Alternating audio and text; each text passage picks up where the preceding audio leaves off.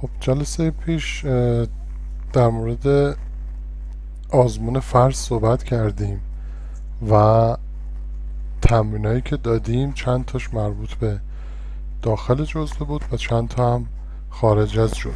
یکی از تمرینایی که داخل جزوه بود و ما گفته بودیم دوباره حلش کنید همین مثال 28 جزوه هست که گفته بودیم در سطح اطمینان 90% بررسی کنید که ما اونجا با سطح اطمینان 95% اگه اشتباه نکنم حل کرده بودیم. خب ببینیم مسئله چی میگه. هدف هم اینه که در واقع آزمون های فرض رو یه بار دیگه با هم مرور کنیم.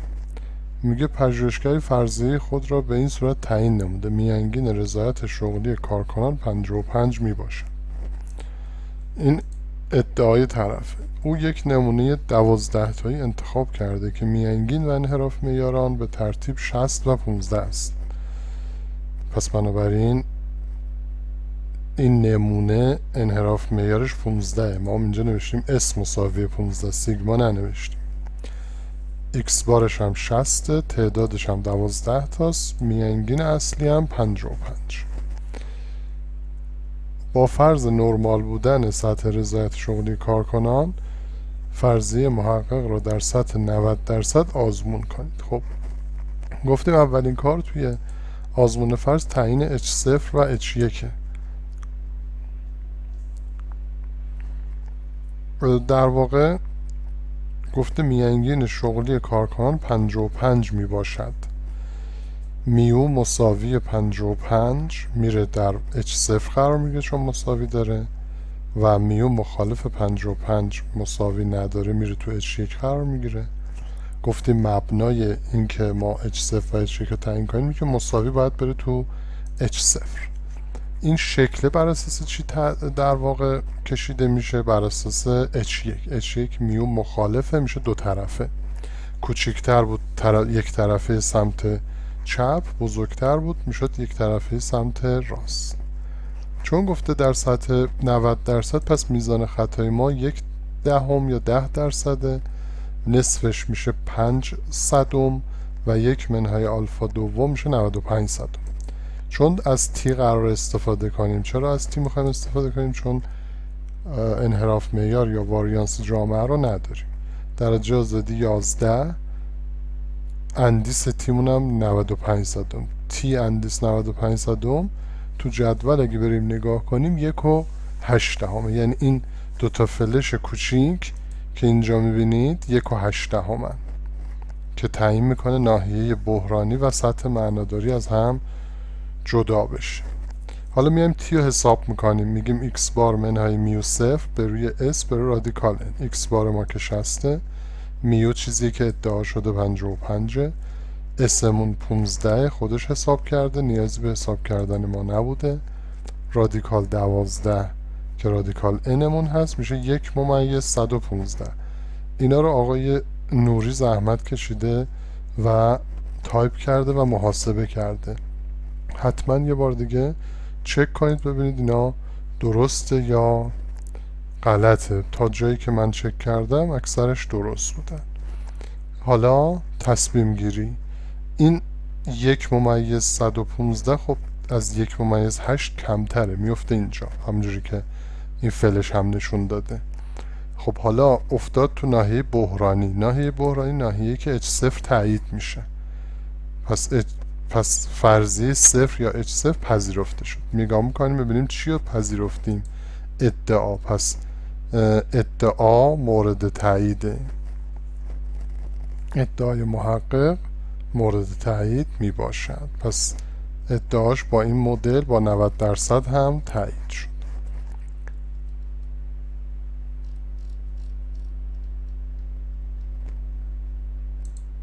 خب مثال بعدی، مثال 29 جزوه رو ما 2 تا تمرین براش داده بودیم. یکی اومده بودیم اینجا زرد شده تغییرات جدید. حالا مثال یه بار دیگه با هم بخونیم. میگه که فردی میخواد که عملکرد مدیریت مشارکتی و دستوری رو چک کنه. برای همین اومده که ادعا کرده بهره‌وری سبک مدیریت مشارکتی بهتر از سبک مدیریت دستوریه. و از هر سازمان چند نمونه تصادفی انتخاب کرده که البته اینجا توی PDF نیومده ولی اطلاعات شما دارید. با فرض انحراف معیار جامعه اول 12 و انحراف معیار جامعه دوم 8 و نرمال بودن در سطح 99% آزمون کنید. خب یعنی ما اومدیم انحراف معیار جامعه اول 12 جامعه دوم 8 و سطح اطمینان 99% رو میخوایم چک کنیم. خب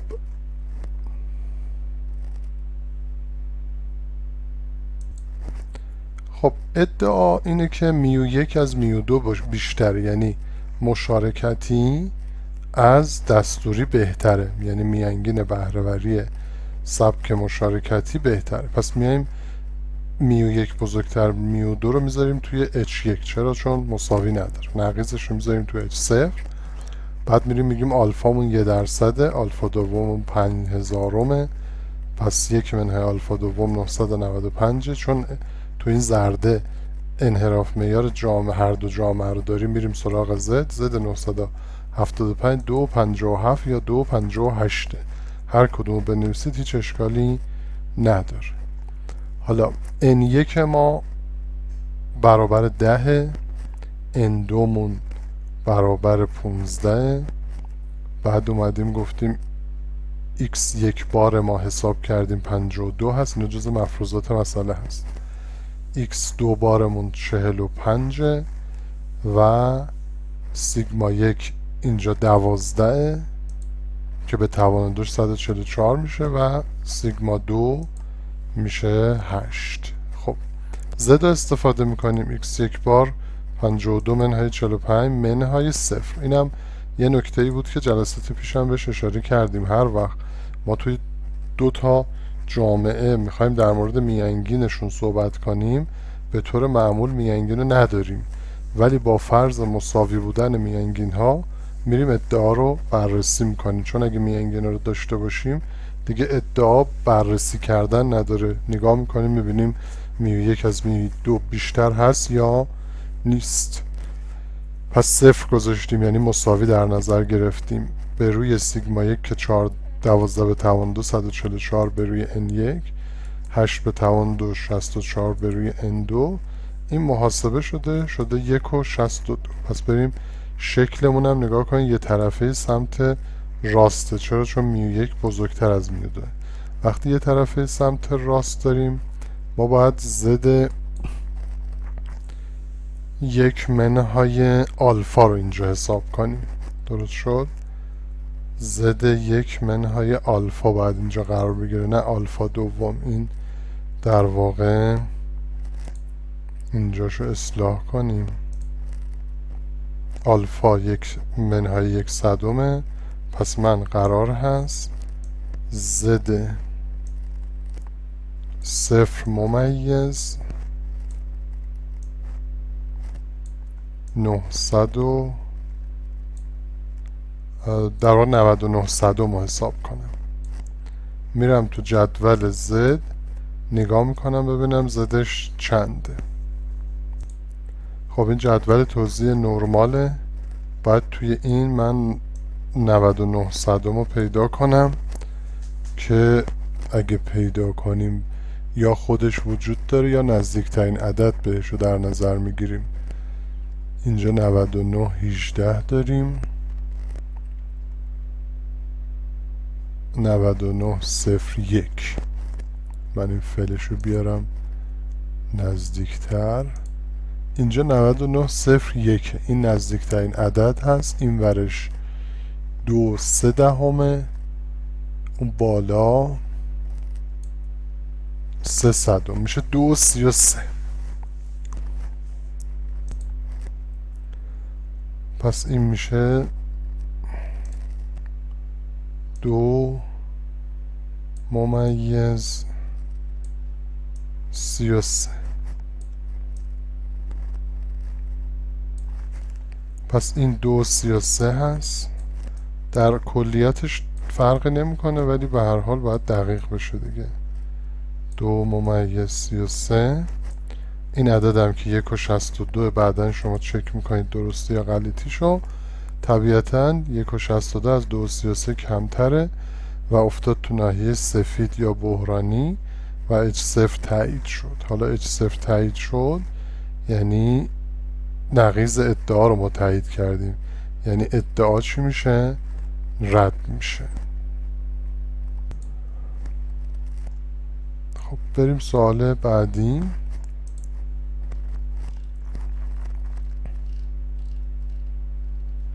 همونه، فقط تعداد نمونه رو چیکار کردیم؟ عوض کردیم. تعداد نمونه به جای 10 و 15 میشه چند؟ 25. فرقش با قبلی اینه که دیگه اون در واقع انحراف معیار جامعه رو ور میداریم، همون انحراف معیار نمونه‌ای که توی فرض مسئله از قبل داشتیم که 12 و اگه اشتباه نکنم 18 بود، اونا رو در نظر میگیریم. پس باید بریم سراغ آزمون تی. بازم ادعامون که همون میو 1 بزرگتر از میو 2، نقیض ادعا میو 1 کوچکتر مساوی میو 2 هست و طبیعتا شکل ما هنوز همونجوری باقی میمونه. بعد توی تی یه SP لازم داریم. این SP که من اینجا حساب کردم، فرمولش رو نوشتیم، 9 ضرب داره 12 به توان 2 به اضافه، خب اینجا باید دوباره تغییر بدیم. اینجا 24 ضرب داره 12 به توان 2 به اضافه 24 ضرب داره 18 به توان 2 به روی 25 به اضافه 25 منهای 2. اینو پس دوباره اصلاحش میکنیم، با ماشین حساب میکنم. پس اینجایی که جای خالیه من می‌نویسم SP به توان 2 به این شکل هست. SP به توان 2 مساوی با 24 یعنی n منهای 1. این پس غلطه. در 12 به توان 2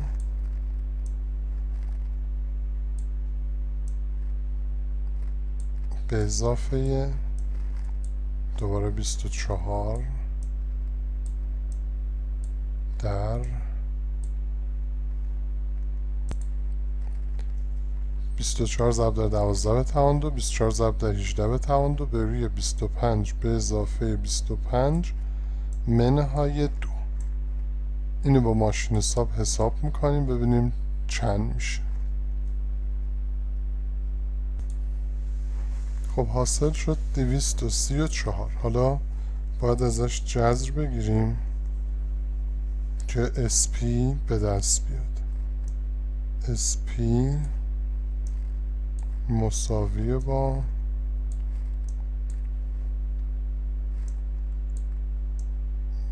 رادیکال 234.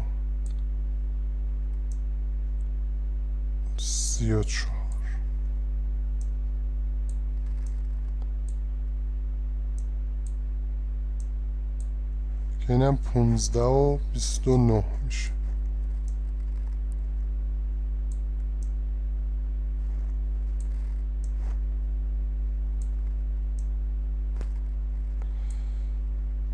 خب میریم توی محاسبه T. x1 بار که چه 52 هست، x2 بار 45، میو 1 منهای میو 2 صفر، SP اینجا حالا درستش میکنیم 15 و خورده ای هست که محاسبه کنیم ببینیم این عدد آخر چند میشه. خب اینجا که به جاش 15 و 29 میذاریم،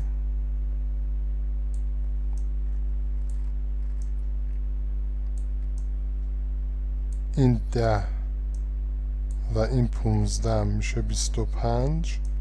جواب نهایی 1 ممیز 556.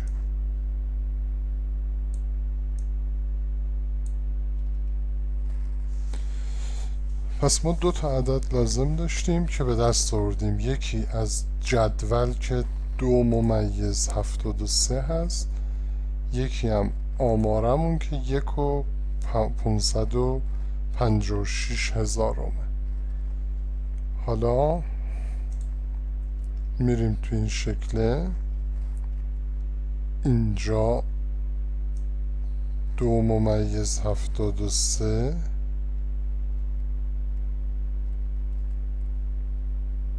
اینم عدد به جای 1.3 باید چی بذاریم؟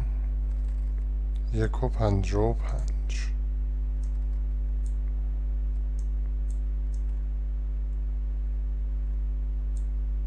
یا 556. این 2.73 هم باید تغییر کنه یا نه ببینیم.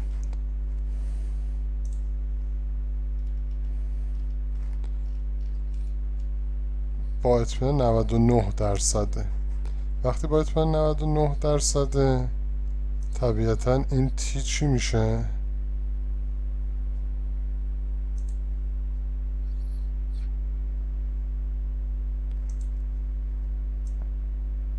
باید تی اندیس 1 - آلفا رو حساب کنیم که میشه تی اندیس 99 تی اندیس 99 رو باید بریم تو جدول با درجه آزادی 48 ببینیم چی میشه. خب اینجا جدول تی هست، درجه آزادی 48. میریم تا به 48 برسیم، میبینیم نداریم. کدوم یک از اینا به 48 نزدیک تره؟ 40. 60 با 48 12 تا فاصله داره، با این سطر 40 کار داریم. یعنی یه چند تا مونده به آخر. حالا برگردیم ببینیم اندیس 99 صدم، چون با درجه آزادی 99% بود، ما هم تی 99 صدم رو باید به دست بیاریم که 99 صدم میشه ردیف دوم. حالا میریم توی 40، ردیف دوم میشه 2.42. پس این شد عدد مورد نظر ما، 2.42. خب عدد جدول رو نگاه کردیم، دیدیم که تی اندیس 99 با درجه آزادی 48 که نداشتیم، ولی با درجه آزادی 40 چک کردیم، شد 2.42.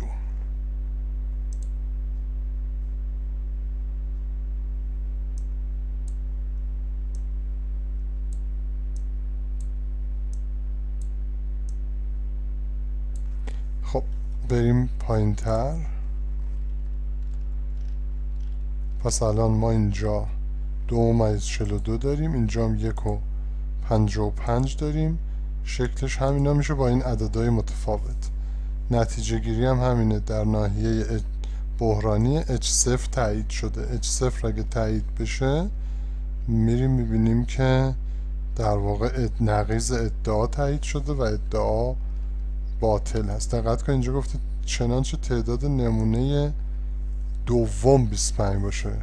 حتی ما یه اشتباهی کردیم، هر دو نمونه رو 25 گرفتیم، نمونه اول رو نمیدونم چند بود. پس دقت کنید ما صورت مسئله رو تغییر دادیم، همین نیست، چنانچه تعداد دو نمونه برابر 25 باشه.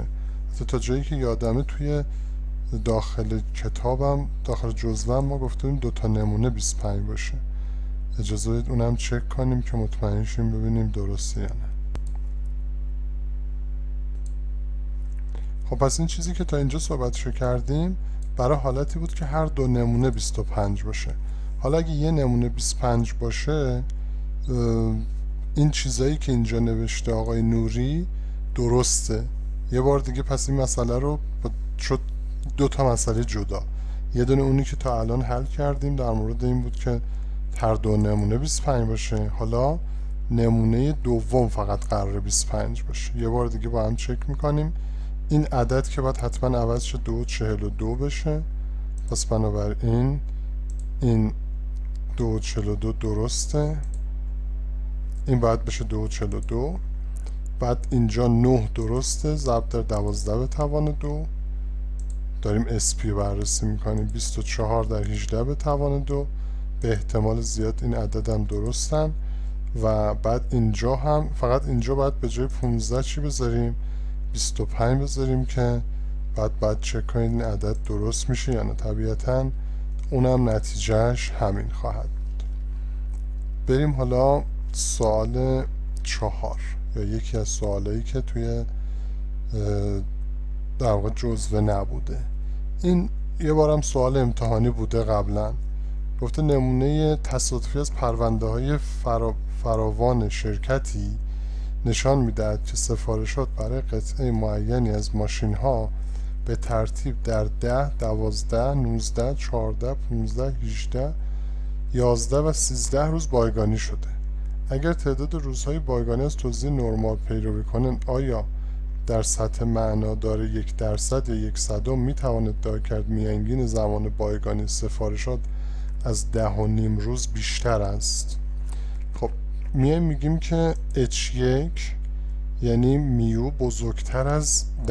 پس تا اینجا این ادعامون هست و طبیعتا شکلمون هم یه طرفه سمت راست میشه. بعد میو کوچکتر مساوی 10.5 هم نقیض ادعامون هست. بعد چون عدد به ما داده ما باید محاسبات خودمون انجام بدیم. x بار رو حساب میکنیم، یعنی این عددا رو با هم جمع میکنیم، بعد تقسیم بر 8 که تعدادشون هست میکنیم، 14 میشه. بعد میایم انحراف معیارشون رو حساب میکنیم، یعنی 10 منهای 14 به توان 2، 12 منهای 14 به توان 2 الی آخر که میشه 72 به n منهای 1 7 و 10 و 28. حالا جذر میگیرم میشه 3 ممیز 21. 1 منهای آلفا اینجا در واقع چون سمت راست هست ما باید تی اندیس 1 منهای آلفا رو حساب کنیم. آلفا دوم اون قبلیه غلط بود، این درسته. درجه آزادی n منهای 1 7، تی اندیس 99 صدم و درجه آزادی 7 اگه به هم وصل کنید تو جدول 3 به دست میاد. پس تی میشه x بار منهای میو صفر به روی اس به رادیکال n، 14 منهای 10.5 به روی 3 ممیز 21 به رادیکال 8 میشه 3 و 8. خب این 3 هست عدد جدولمون، آمارمون 3 و 8، یعنی اختلاف هم خیلی کمه. بنابراین افتاد تو ناحیه معناداری، یعنی H0 رد شد. H0 اگه رد بشه نقیض ادعا رد شده، پس ادعا تایید میشه. یعنی با اطمینان 99% میتونیم بگیم که بیشتر از 10.5 روز پرونده ها بایگانی میشه.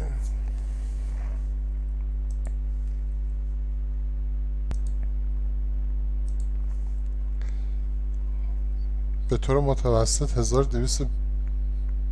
1320 تومان پرداخت کنه، آیا میتوان این کارخانه را متهم نمود که کمتر از مزد تعیین شده وزارت کار پرداخت میکنه؟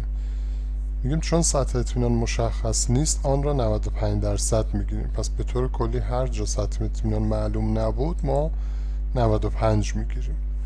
سیگما رو خودش داده چون برای همه کارگرها سیگما 250. x بارمون هم 1120 در صورتی که اینجا 1220. این اشتباه تایپیه، 1220.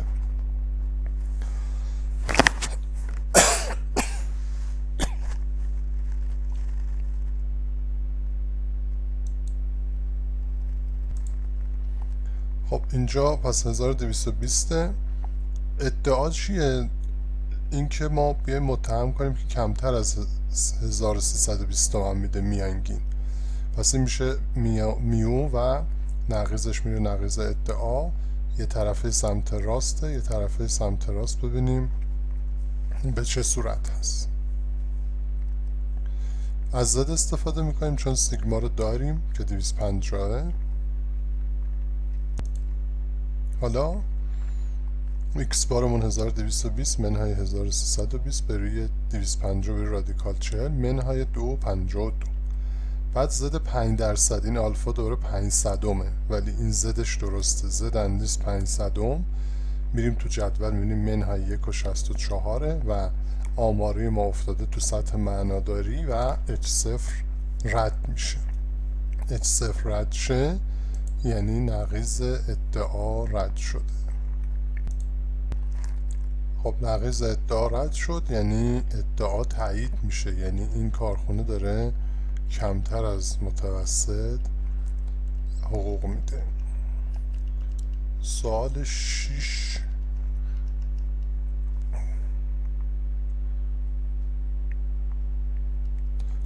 میگه میزان تقاضای دو محصول با توزیع نرمال برای 10 روز در جدول زیر آمده است.